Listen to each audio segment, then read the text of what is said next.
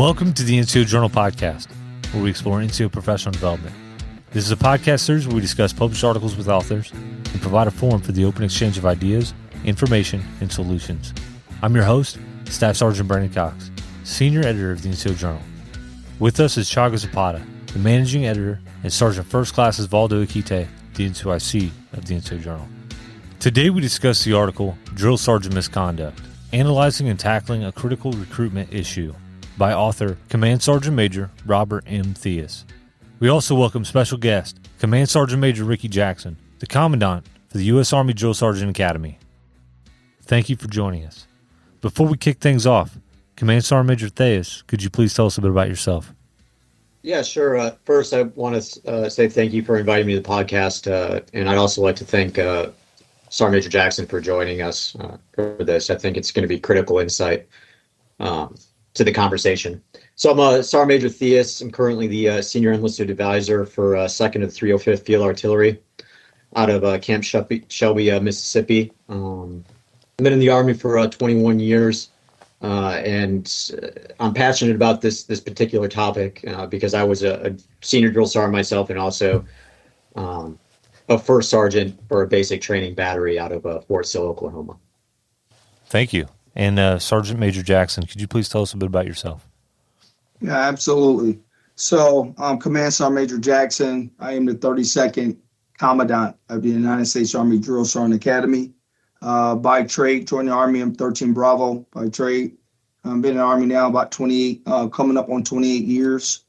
Been all over the place as a 13 Bravo, started at Fort Hood, been to Europe, of course, been a drill sergeant here at Fort Jackson from 2005 to 2007. It's kind of full circle coming back here as the Commandant after 7 years of service now to absolutely train our drill sergeants for our Army. So pretty excited. I've been here now about 11 months in position and have definitely come in with culture change for how we train our drill sergeants. I just want to say we really appreciate having both of you here, especially to talk about this topic. Sergeant Major Theus, what was the initial inspiration that you had to write this article? So like I said, I thought it was, one, it's a passionate topic for me, just having served in that environment and observed, like someone mentioned earlier, the good and the bad that can happen while you're serving in that type of environment. But then also because I think often, peer leadership, especially amongst drill sergeants, is definitely sometimes the hardest form of leadership. And it can be difficult to confront a peer in that environment if you notice something unethical taking place. My initial question is, what is considered drill sergeant misconduct? Can you delve a little bit into that, Sergeant Major Theus? So mainly my article deals with trainee abuse, which is probably the most common type of drill sergeant misconduct. And trainee abuse is any improper or unlawful physical, verbal, or sexual act a trainee commits against a trainer that commits against a trainee. And then I also, in my article, talk about dereliction of duty a little bit, which is another form of misconduct. And that's where I highlight the incident that happened in Fort Jackson, where a drill sergeant was found guilty of dereliction of duty, and because they fell asleep behind the wheel and ran over some trainees during a training event back in 2017. So those are the main ones that I highlight in my article, but I'm sure Sergeant Major Jackson, being the current commandant, has a lot more insight on current trends, maybe. Absolutely. So when we talk about misconduct, TRADOC lists misconduct as what we've seen in the past, or most recent, of course, is blackmail, vulgar language, physical abuse, inappropriate relationships, are some of your top ones that we're facing currently. Some that are on the rise, of course, we see DUIs, and we're starting to see an uptick of child pornography and things like that. All of that together is misconduct, and affects your drill sergeant's career. Yeah, when I read this article, the first thought that came across my mind is this is just misconduct. Like, this happens everywhere, not just with drill sergeants. But I think from reading it, I got the seriousness about it that we need to address this because drill sergeants have such a big impact on soldiers and with the American people. So my initial thought about this was, so then what are the specific challenges that drill sergeants face, and why misconduct be more prevalent there than it would be in other parts of the Army? And I think if that would be my question. So I guess, what are the challenges that put drill sergeants on this road, or maybe the conditions that that maybe allow or maybe gives the conditions to where this misconduct happens? I'll start off with, we talk about the environment, and in my article, I write about destructive leadership and the conditions that need to exist for that to occur. And I highlight the toxic triangle, and that consists of susceptible followers and a conducive environment at the bottom, and at the top is your destructive leader. And if you have all three pieces of that triangle in place, it allows for unethical behavior to happen by the destructive leader. And in basic training environments, often where drill sergeants are pulled multiple different ways across the duty day or the training event, it can lead to that conducive environment where there's minimal oversight by strong senior leadership. And then the susceptible followers, our drill sergeants are working every day with our trainees.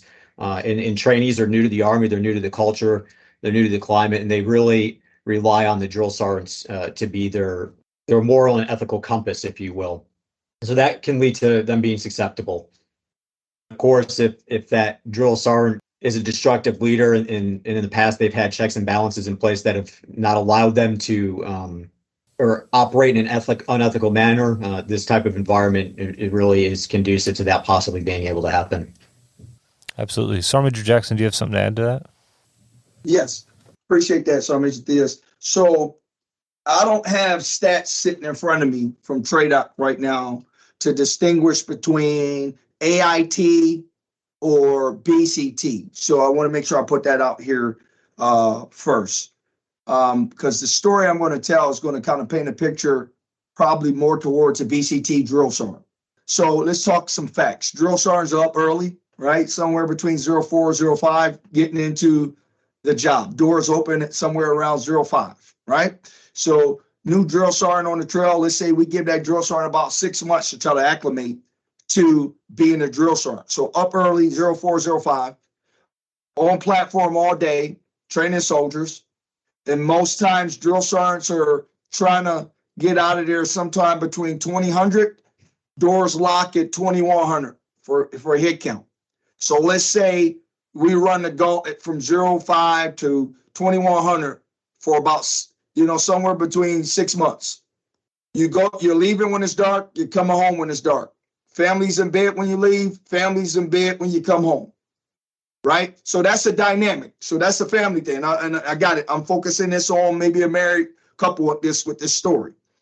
So not seeing the drill sergeant, not having the connectivity at the house over 6 months to new drill sergeant. And over time, this drill sergeant is constantly doing this battle rhythm.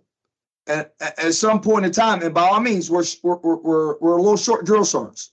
Each company, each platoon should have, you want 4 drill sergeants for each platoon. Most of the time, you got 2, at best, maybe 3. So that's already a trainee to leader ratio that you're facing out there. That's a dynamic, right? So you're putting all this together. You're doing more with less. You got more hours on platform. Then at some point in time, drill sergeant, the human body will start to talk to you and say, you may be facing some exhaustion, because now you're starting to feel it. You're driving into work saying, I feel weird, right? Because I've reached the point of somewhat exhaustion, but I know I got to go in here and I got to perform, right? So that's the pressure that's on a drill sergeant. So then let's say, okay, there's pressure to perform. There's a lack of sleep, lack of rest, not enough folks on there to share the burden, right? And then what you find, now the house is wobbly. Now drill sergeant's got complications at the house. Now drill sergeant now is in what we consider this vulnerable space of what we say lapse in judgment. And we find drill sergeants every time when you start doing the investigations and you start digging, these drill sergeants are making decisions in these weird spaces, and you find out, you start unpacking, these drill sergeants are packing in so many hours. Now, this does not make what I'm saying right. What I'm saying, there is a dynamic of man hours, woman hours, on platform, having to perform, sleep, rest cycle, family dynamic, all these variables in life, a lot of times, finds a drill sergeant in a bad spot and make bad decisions because they're not in their best, I would say, they're not their best them a lot of times. And then the other side of the coin, when you start unpacking, there's always somebody that knew when you unpack the investigation. So I tell drill sergeants, you got to have the battle buddy system because you're with battle buddies every day. Somebody's got to be able to intervene and say, hey, you are not yourself. Hey, I think I've seen something weird. Hey, I'm telling you, I'm warning you, right? You don't get a second warning, right? There's got to be the bystanders, which is the battle buddies that's got to help because they're together all day. And I don't think we do a good job, folks online here, with the battle buddy system, the drill sergeant system, the cadre system of covering each other in these spaces when we see people that aren't doing well. That kind of leads me to one of the questions that I came up with here is identifying signs that may lead soldiers to or drill sergeants to making poor decisions. Because it's one thing to talk about it here in the comfort of our offices or our podcast room.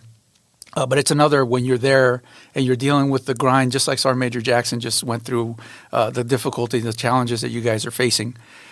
What can they do if they start seeing a drill sergeant who sees those signs of, to coin your words here, Sergeant Major Theus, is the ethical fading? Because that's what I think. I think things happen. I think it's a gradual thing. You do it once, you do something once, you just kind of, one of my quotes here was, hey, it's no big deal, it's only happening once, or nobody's ever going to know, or it's just a small thing, it slips through. Those kind of stack up, and maybe they happen because you do it once, it's easier to do it again. Somebody who sees this happening, what are their options? What can they do? So I think first, I think it's important for drill sergeants to understand what some of those concepts, theories, or frameworks that I talked about in this article are. So like ethical fading, groupthink, destructive leadership, having a basic understanding of what those terms mean, and what some of the indicators are that that's happening inside their organization. Because then that allows them to, instead of in hindsight identifying the problem, being able to be proactive and noticing some of the warnings or indicators as it's about to happen or as it's starting to happen, especially with ethical fading, because we know that starts with small things and then it builds over time as people become more comfortable with not enforcing the standard on certain things until you get to a point where you have some type of serious accident or misconduct in your unit.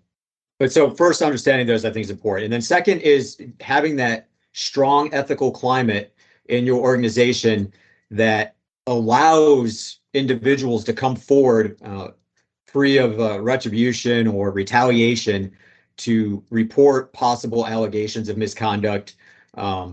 I think that's critical, and that's kind of why I go back to peer leadership's the hardest, because a lot of the times it's going to be staff sergeant observing another staff sergeant, drill sergeant do these behaviors, or a sergeant first class observe a sergeant first class, or a staff sergeant observe a sergeant first class to doing something unethical. And it takes a lot of courage, strong moral character to come forward and raise those allegations higher. But it all starts with the senior leadership in that organization. If they're not strong ethical leaders, the chances are that drill sergeant is not going to be willing to come forward and voice those concerns because they're going to be afraid of what repercussions they may face.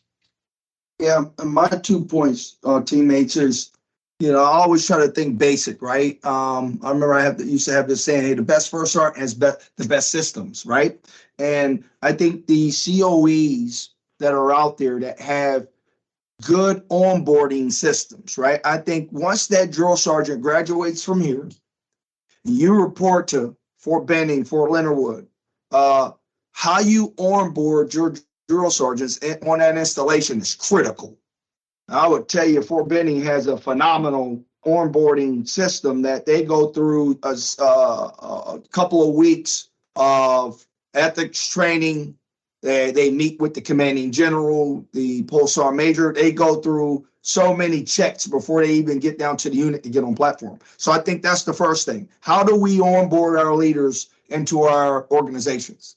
Then the second piece, where I think we're challenged with this when we're talking about having folks stand up, right? I think the transition from being a new drill sergeant in an organization and then meeting the drill sergeant that's been there a year going on 2 years is a challenge, because that drill sergeant that's there a year, 2 year, yep, they're stuck in some ways, right? And they're like, hey, this is how we do business down here. And I would tell you what I've been teaching here for the past year is dignity and respect, and how we need to be better instructors to coach, teach, and mentor through that lens of dignity and respect. The feedback from the field when I travel to the COEs are the challenge inside those company troops batteries are the drill sergeants that have been there for a while that say, well, yeah, that's great, but this is how we do business. So we got to change that culture in the organization too, to where, those older drill sergeants down there need to be receptive to change, that their way isn't always the right way. So those are my 2 points on that topic. And I completely agree with Sergeant Major Jackson. I think, at least from what I observed when I was a drill sergeant and a first sergeant in that environment, was, drill sergeants were probably most at risk to get in trouble either at the beginning of their trail time or about halfway through. And I think Sergeant Major Jackson hit it right on the head, that how we onboard through, that brigade's drill sergeant certification and then their recertification at their 1 year mark on the trail is critical to mitigating some of those risk factors. Sergeant Major Theus, when you mentioned having a basic understanding of ethical training, and then Sergeant Major Jackson, you saying that this ethical training and onboarding happens at the different centers of excellences or wherever the drill sergeant ends up going to after they graduate school. That's kind of what I'm seeing here as a really good way forward. Is these new drill sergeants getting to a unit with this basic understanding of ethical fading and groupthink and the dangers in that, and they get to a new unit and they can assess. They'll assess, right? They'll see the things that are different because they're a new person looking from the outside in. So I'm wondering, is there a feedback mechanism for new drill sergeants to kind of provide feedback to somebody, maybe not in that direct leadership, but maybe somebody that has oversight as far as, hey, you know what, I noticed groupthink mentality at this unit that I just showed up to, or because that's what's it's going to take courage for those people to do that. But is there some way for new drill sergeants to give feedback about the things that they're observing when they get to a new unit? So I'll answer the big overarching answer is no. There's no Army mechanism in place through like training development that sends out a survey to get some data back from the field. No. But what we've done in the past year, which is has closed that gap, has been our campaign plan, which is our roadshow. I've always believed you can't vote behind the desk. You got to vote with your feet, right? So we've been to every COE for BCT and AIT. I'll head out next week to the last one, which is Fort Rucker. That'll be my last trip for the COEs, and then we'll start double tapping. But so the campaign plan, voting with our feet, getting out the COEs, getting to ground as one way. And then the other way is all the DSOEs that are out there at those installations are our eyes on ground. The DSOEs provide a lot of feedback to us at the Academy and through CIMT to get feedback on how drill sergeants are performing at location. Yeah. So I guess this is a good point to talk about the solutions, and maybe Sergeant Major Jackson, I'll ask this question to you, like because you've already mentioned some of those things that you all are already doing. which sounds awesome. But is there something else that we haven't talked about that the schoolhouse is doing to prepare drill sergeants to kind of cut this off before it ever starts? Yeah. So let me back up a little bit. So a year ago, when I interviewed for this job with Major General Klein, CIMT commander, I remember going into the interview, and General Klein, his energy was about making connections with people. So he's a people person, which is great to be the commander of, of IAT, of all initial military training. And in my mind, I was like, that's great. That fits what I do here where I was at 1st Infantry Division, which we were truly people first kind of division, where we was a test bed to see how do we truly get after people first. And that's not about taking days off, but it's about forming a program that truly gets after wellness, which has different buckets to it. You got physical, mental, spiritual, we can go, all the buckets there. And then to get the best out of your people, right? That should already be just leadership. We all know that, but there's other creative and innovative ways you got to get after the formation today. So tying that together and him hiring me, I knew coming into this organization that I needed to convince drill sergeant leaders on platform that they were not drill sergeants anymore. Can you believe that?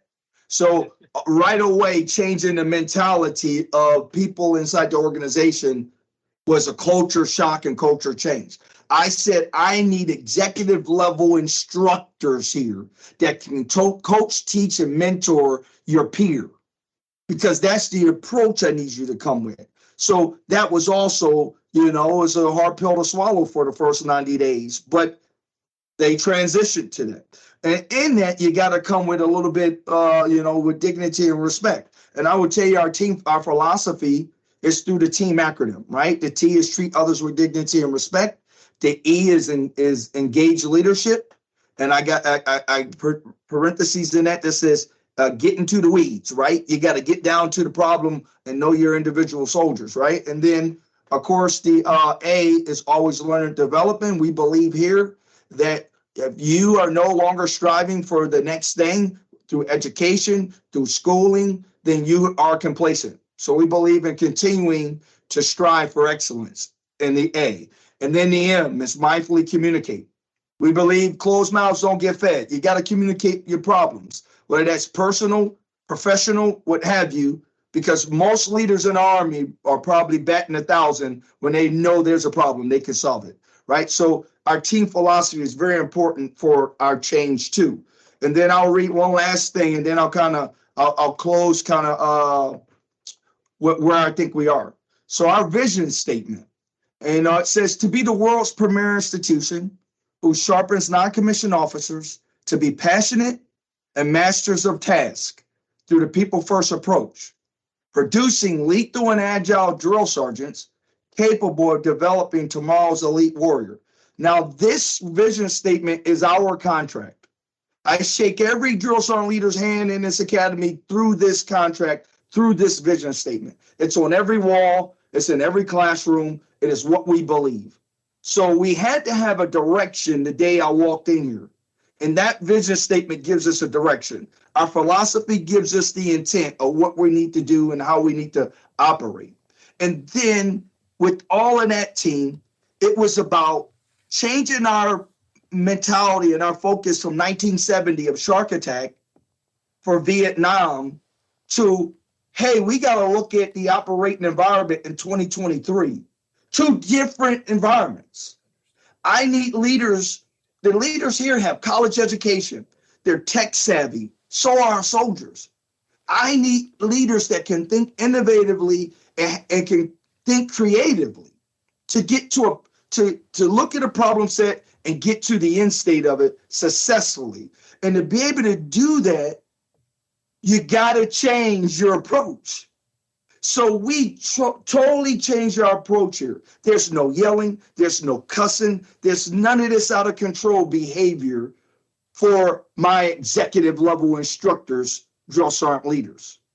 We are a more professional outfit in how we deliver our POI lesson plans. And the last thing, and I'll be quiet, we wanted to help with building a connection with the individual. And I think we have a problem in our society now because of the tech stuff that we have, that we don't do eyeball very well anymore, which is the person to person, face to face.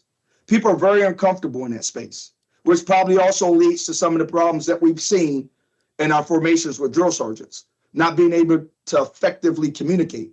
So what we've done with Capel came here and embedded for a couple of weeks and certified all my instructors with lesson plans and effective communication. So our drill sergeants now go through a series of lesson plans that help them get more comfortable talking to people.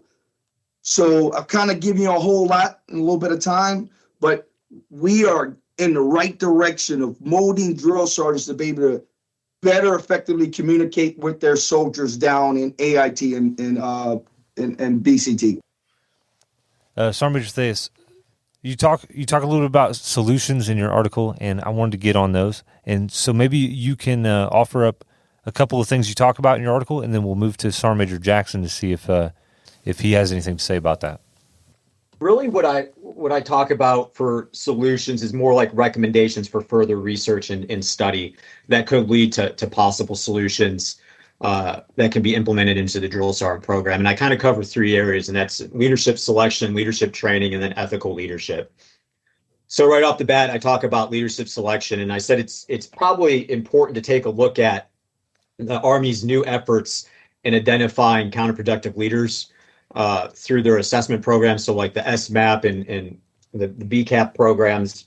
And as those programs are more institutionalized into the Army, and more data is collected on how well they are identifying and removing counterproductive leaders from positions, command positions, I think there's a possible solution that's offered to the drill sergeant program when it comes to senior leadership and even drill sergeants themselves. It's some program that might be able to be modeled after like an SMAP or something like that. Obviously, on a much larger scale if we're talking about drill sergeants and the number of people. But I think it's worthwhile taking a look at that and see how effective that program is in reducing unethical, counterproductive leadership, and how it might be applied to the drill sergeant program. And then I talk about leadership training. And here the big thing I really just cover is we need to take a hard look. Well, the Army needs to take a hard look at other high stress, high tempo professions out there in the other professions, and how they go tackle training using real world scenarios and assessments and instructions that are designed to one, test a leader's decision making, but also go their ethical decision making abilities. And I think more research that can come out of that might drive some changes in the program that will result in more scenario based assessments that really test a drill sergeant's ability to make ethical decisions, and then it also identify those individuals that aren't really fit to be drill sergeants. And the last thing I talk about is ethical leadership, and this is more about the senior leadership. And when I say senior leadership, we're talking about the company commander, the first sergeant, and maybe up to the battalion level, depending. But we talk about ethical leadership and doing a deeper dive into previous cases of drill sergeant misconduct with a real focus on what was the ethical climate in that organization, and focus on the senior leadership to identify, whether strong ethical leadership or weak ethical leadership was present and why. And then the last part is ethical leadership and doing a deeper dive into previous cases of drill sergeant misconduct with a focus on the ethical climate at the senior level in those organizations, and whether it contributed to mitigating unethical behavior or it contributed to.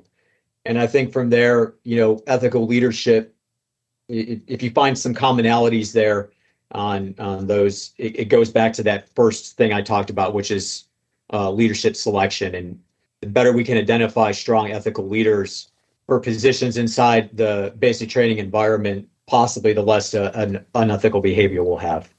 Sergeant Major Jackson, do you currently see leadership being a significant factor in some of the drill sergeant misconduct that's taking place? And What do you have to say about Sergeant Major Theus' recommendations for a solution? First question about leadership. Yes, they absolutely have a huge part to play, especially when it comes to, TRADOC standard is the top 3 needs to be at all training events, right? That's mandatory, which then alludes to presence. Anytime you have leadership presence that is involved with training and what's going on inside an organization, you're probably going to do okay. And what we've seen is when units do not have those systems in place, you find drill sergeants acting on their own accord. And this is what we get into what Sergeant Major Theus is saying, they're ethical. I would like to say that shield is let down, and they make these judgments, these decisions that cost them their careers. Leadership has to do better. That's always the solution. Leadership has to do better. We all got to do better with being present. And then inside that, how are we assessing and evaluating our people? I think when you have those systems in place where you're always under evaluation, you're always being assessed, and leadership is always present, you can get upstream of the problem. The solutions that Sergeant Major Theus is saying about this, kind of like the SMAP and trying to assess drill sergeants, I think that would be a challenge, and this is why I say that, Sergeant Major Theus, right? Of course, we know how selection goes at HRC, right? Everyone gets a mission in the branch, and you're looking to fill these missions every month. And you're hoping to get what you can, and through all the background screening. So a lot of times you're getting the best available. That's probably the best way I could say that professionally. We're getting the best available that goes into the pool to be drill sergeants. Now, back in the day, remember, they used for commands, and now I'm talking about down in commands, when a soldier gets that assignment, it used to be the commander had to do a screening and the BH screening, right? To see if the soldier was in good standing to be a drill sergeant. Well, what we found was a lot of those screenings, units were using that to their benefit and not sending people to school. Here's another data point that ties to that. By FYI, I should graduate 2,800 drill sergeants, throughput, 2,800.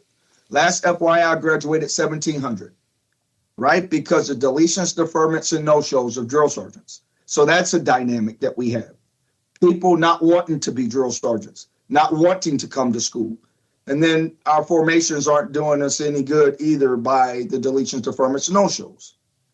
So we have several dynamics. And how do we get ahead of that? It comes back again. Leadership's got to do better. We got to also, how do we highlight being a drill sergeant?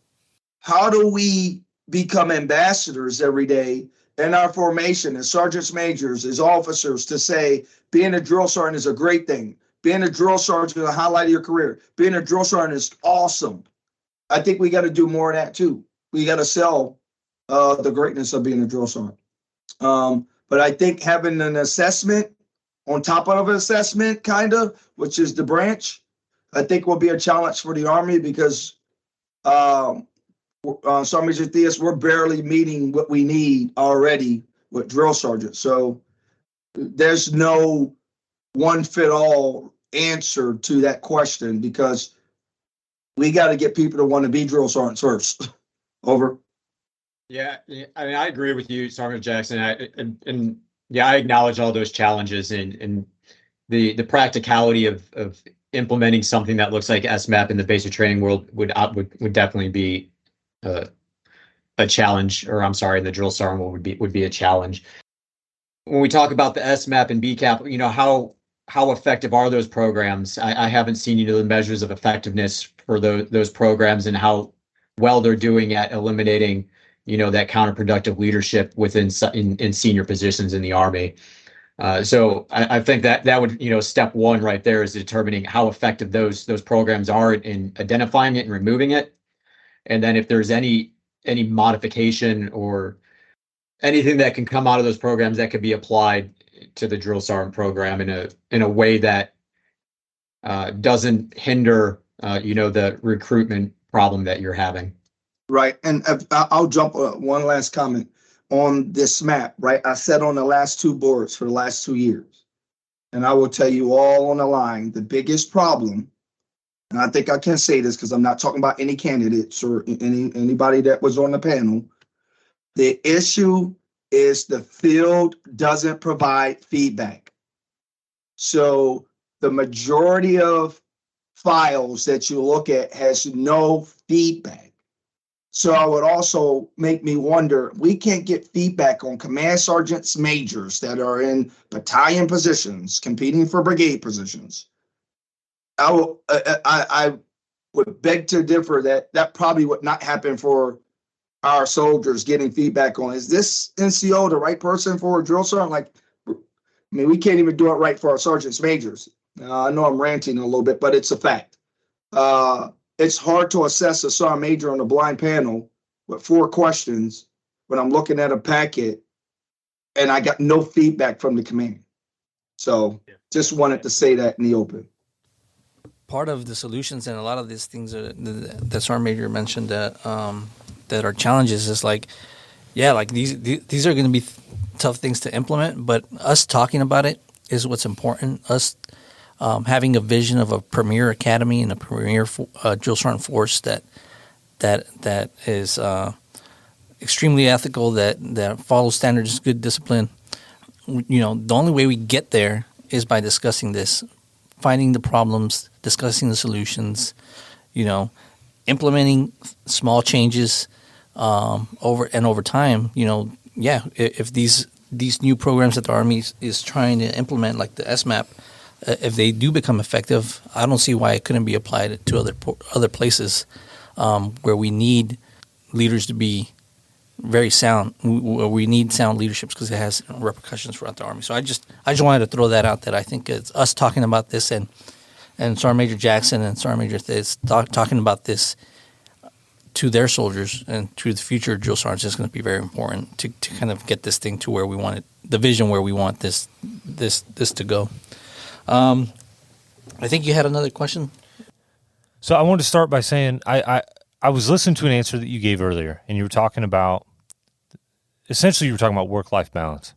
You're talking about the stressors that a drill sergeant has, the dynamics of their relationship at home, and what they need to be at work to be successful, which is 15, 16 hours a day, being on all the time, leading from the front and being an expert, right? Right. And then you told me a little later that the number one problem that you have is not having enough people to be drill sergeants, which answered my question of how do we get after work-life balance, which my answer would have been more drill sergeants. But you're saying that we can't have more because they don't want to come. And then I was thinking, well, what if I tell you the reason why, if I got orders tomorrow, why I'll be hesitant, and then see how we can fix that? So let's say I got drill sergeant orders tomorrow, and I'm a staff sergeant, and I have a family, a wife and daughter. The number one thing on my mind would be, I don't want to spend 16 hours a day at work yelling at privates and then going home for 5 hours. I mean, that is not enticing. So how do we fix that so that more people will want to go? Right. That's really good that you framed it that way, because that is the sight picture. And what my response to folks as I'm out in the field is that being a drill sergeant is definitely the top tier broadening assignment. Promotion rates are very high for our drill sergeants. It is a rewarding opportunity for a drill sergeant. Now, those are all the way top responses. And I also do not, leave out that being a drill sergeant is going to be a tough assignment. I make sure I lay that out very clear to our drill sergeants. Being a drill sergeant is not going to be an easy tour for your 2 or 3 years. And I absolutely share that there are manning challenges. So all I can do as the ambassador of our Army is try to get the most drill sergeants that I can. And I will tell you, what has happened since October, we've had out of 6 classes, 4 of them have been max fills. So my message in my sit reps and my quarterly Defender newsletters, with the support, of course, with TRADOC, we have helped put some pressure on the field. So I have seen 4 out of 6 classes since the FYI of full fields of 120 candidates per class. So I think in time, we will get better, sir, because of what we're doing is messaging. And we can't be asleep at the wheel, right? There's leaders pounding the sand to sell being a drill sergeant is a good thing. And like I said, we've gotten better, have some full fields. I have another I can pick up today. I'm projected to pick up 135. I can only hold 120, but that's a good problem to have. So things are, I think, turning in a better direction. But you got to know where we were, because that's important for you are. And I think it's important for us to also know, hey, where we're trending towards. And we're trending towards good. We recently had a conversation about NCO's role in multi-domain operations. And kind of what we discussed about was that NCOs in every MOS need to be experts in basic soldier skills.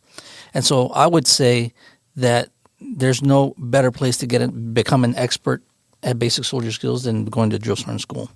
And so I think when we say, certain MOSs, aviation field doesn't have time to conduct training on basic soldier skills or reinforce those 20 and 30 level skill sets, by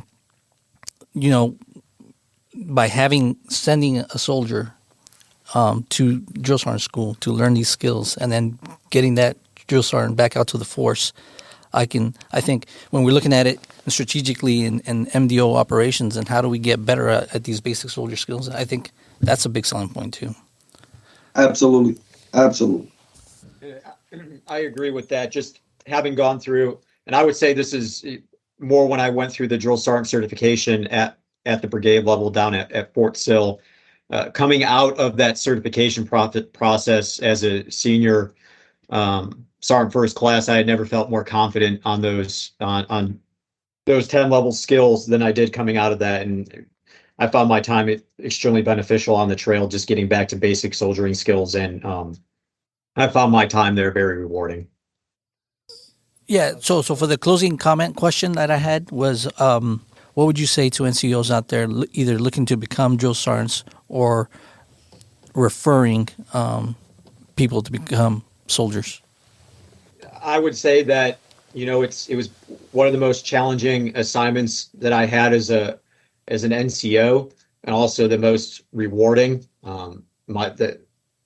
Coming out of being a drill sergeant, I've basically rejuvenated my career and wanted me to continue to serve. It's extremely rewarding. And as it being challenged, that shouldn't be something that scares, an NCO away from wanting to do it. If anything, the challenge of that job is what drives a lot of individuals to be better.